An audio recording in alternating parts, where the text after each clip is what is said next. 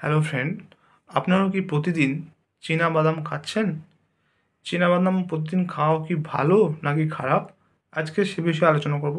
চীনা বাদামের হেলথ গুণ কী কী আছে, অর্থাৎ কী কীভাবে আমাদের সাহায্য করে, যারা ডেইলি খান এবং এটা বেশি খেলে কী কী ক্ষতি করতে পারে এবং কাদের খাওয়া উচিত নয়।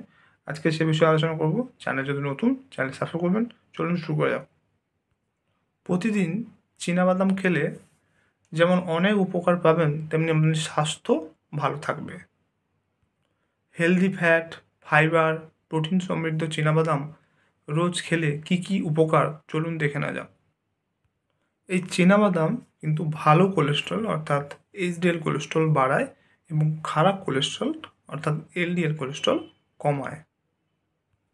খারাপ কোলেস্ট্রল অর্থাৎ এলডিএল কোলেস্ট্রল যেমন কমায়, তাই হার্ট ভালো থাকে এবং হার্ট অ্যাটাক এবং স্ট্রোকের ঝুঁকি অনেকখানি কমে যায়।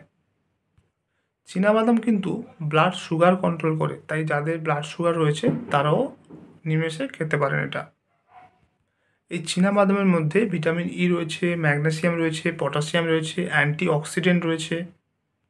এই চীনাবাদামে ভালো ক্যালোরি রয়েছে, অর্থাৎ খুব বেশি খেলে কিন্তু ওজন বাড়বে।